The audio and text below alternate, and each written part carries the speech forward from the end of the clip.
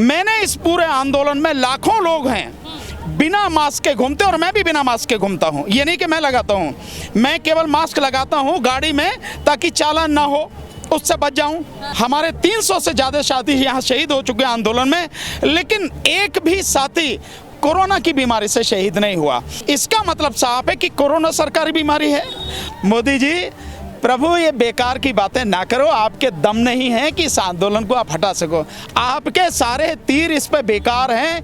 अगर आप अभी भी नहीं मानते हैं तो आपकी कुर्सी को उड़ाकर ले जाएगा, आप इस बात की चिंता ना करें। जो भी किसान यहाँ आने की कोशिश करता है तो बोला पहले उनसे पूछा जाएगा कि वो किसान है या नहीं। किसान इस आंदोलन का नेतृत्व कर रहा है, लेकिन ये आंदोलन पूरे देश का है। अमीर हो, गरीब हो, इस प्रदेश से हो, उस प्रदेश से हो, कुछ भी हो, अगर मैं इस आंदोलन में आना चाह रहा हूं तो किसी को भी मुझे रोकने का अधिकार नहीं है। तो सरकार तो बिल्कुल जो है मतलब गंडासा हाथ में लेके बैठी है और लोगों की गर्दन काटने पर तुली है। जो तेल की कीमतें बढ़ा के इस देश के गरीब लोगों से अब तक 31.5 लाख करोड़ लूट चुकी है, मैं इसे लूट कहूंगा। जिन पर इसका असर पड़ रहा है सीधा, उन लोगों को बाहर आना चाहिए, सड़क पे आना चाहिए। और अगर उन्हें डर लगता है अलग से आंदोलन करने का, तो मैं ये कहूंगा कि किसान आंदोलन के साथ ही खड़े हो जाओ। कोई भी ऐसा कानून जो अदालत को उससे दूर रखता हो और उसमें सरकारी अधिकारियों कर्मचारियों को पूरी छूट देता हो, वो कानून अपने आप में ही गलत है। वो कानून अपने आप ही रद्द हो जाना चाहिए।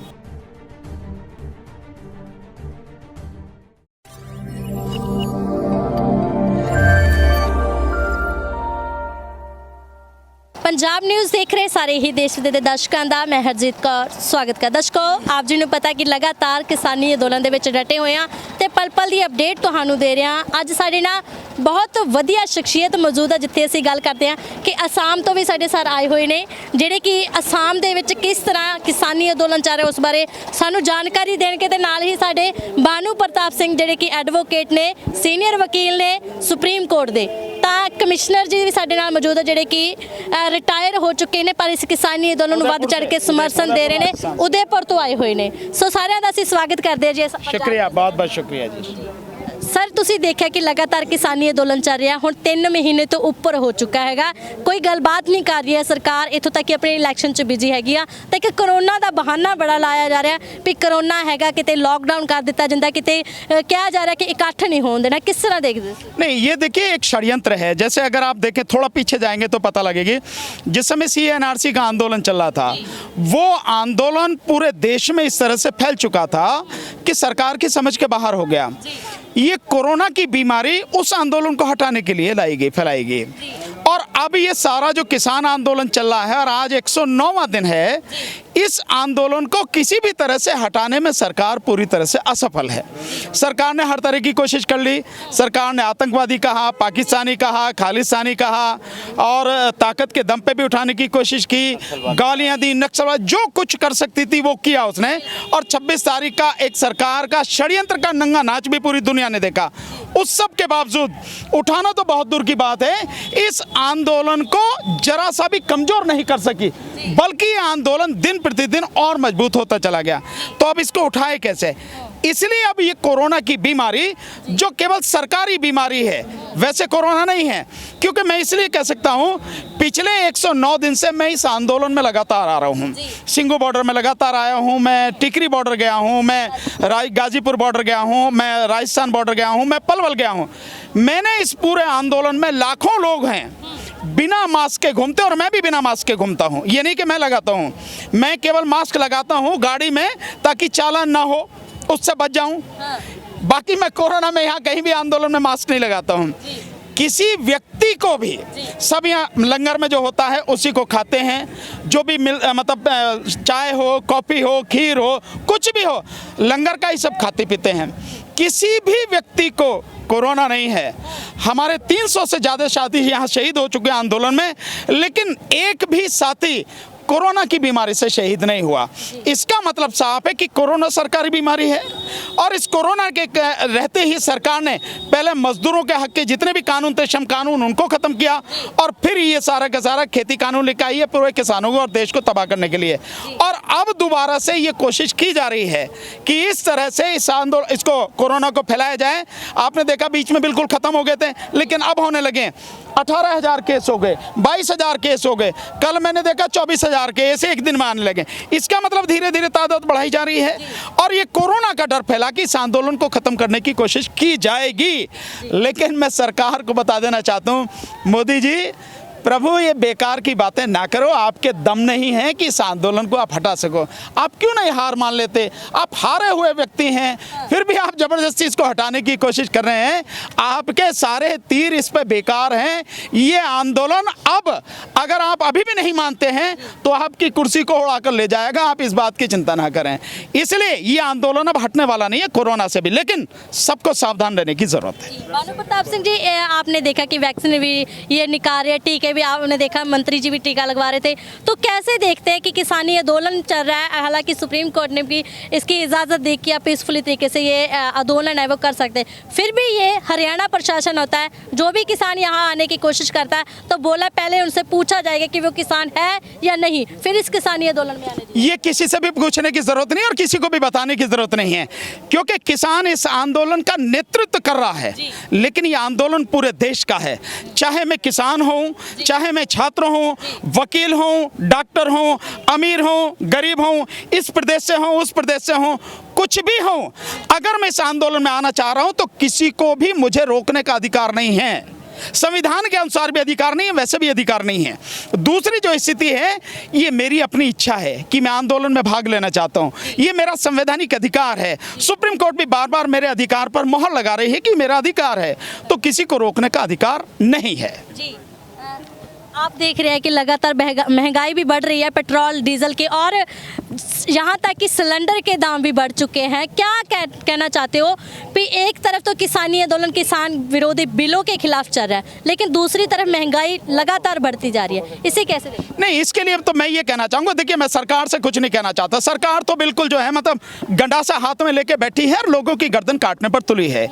ये वही सरकार है जो तेल की कीमतें बढ़ा के इस देश के गरीब लोगों से अब तक 31.5 लाख करोड़ लूट चुकी है। मैं इसे लूट कहूंगा क्योंकि सरकारी स्तर पर यह लूट है।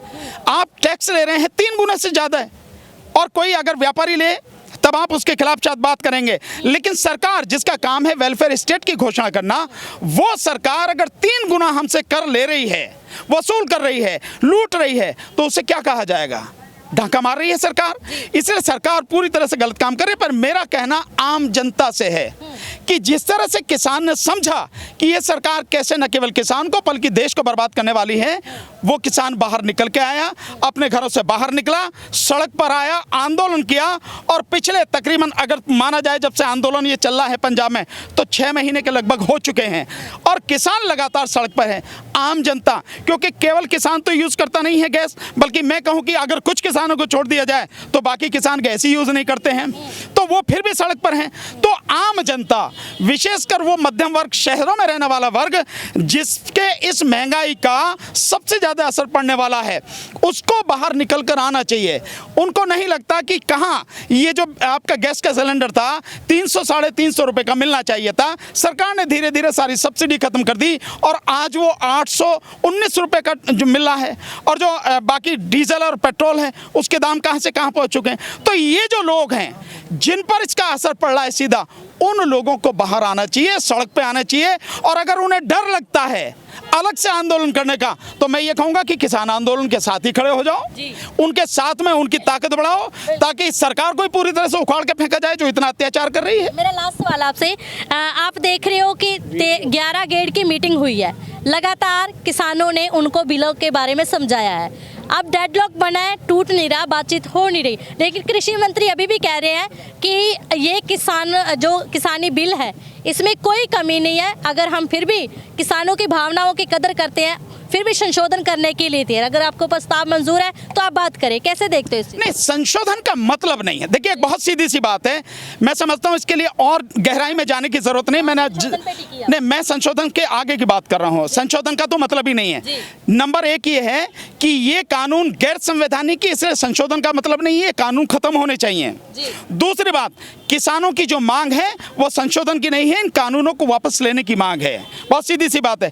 पर इससे अलग हटके मैं एक बात कहता हूं जो सामान्य व्यक्ति को समझनी चाहिए कि कोई भी ऐसा कानून जो अदालत को उससे दूर रखता हो या उस कानून के तहत कुछ भी किया जा रहा हो और उसमें सरकारी अधिकारियों कर्मचारियों को पूरी छूट देता हो और अदालत को उसमें हस्तक्षेप करने से रोकता हो, वो कानून अपने आप में ही गलत है, वो कानून अपने आप ही रद्द हो जाना चाहिए।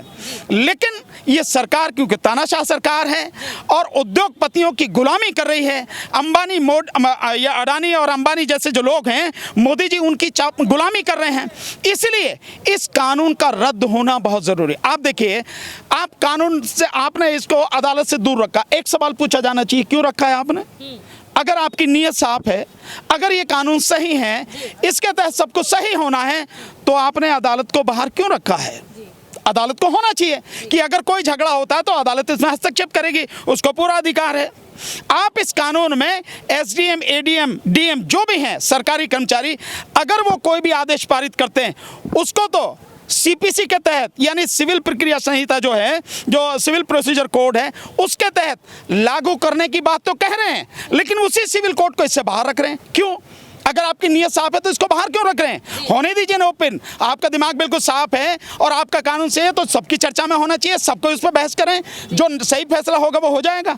आपने उसको अलग रखा है। और दूसरी जो खतरनाक बात है, सेक्शन 18 के तहत जो ये कॉन्ट्रैक्ट फार्मिंग वाला कानून है, आपने इसके तहत जो भी कार्रवाई एसडीएम, एडीएम, डीएम या कोई भी सरकारी कर्मचारी, केंद्र सरकार या राज्य सरकार जो भी करेगी, उसके खिलाफ आप कोई भी न तो एफआईआर करा सकते हैं, न कोई फौजदारी का मुकदमा कर सकते हैं, न ही कोई सिविल सूट फाइल हो सकता है और न ही किसी भी तरह की कानूनी कार्रवाई हो सकती है। तो मैं समझता हूं अपने आप में ही ये कानून गलत है। क्या ये जिन लोगों की आप बात कर रहे हो एसडीएम, एडीएम, डीएम की, क्या ये संत हैं? मैं दावे के साथ कह सकता हूं कि 90% एसडीएम, एडीएम, डीएम ये भ्रष्टाचार के जो हैं एक तरह से पूरे नमूना बन चुके हैं और ये किसानों का खून चूसने वालों में भी नंबर 1 है, इसमें कोई शक नहीं है। तो ये सारे के सारे वो लोग हैं जिन्होंने इस देश के लोगों का जीवन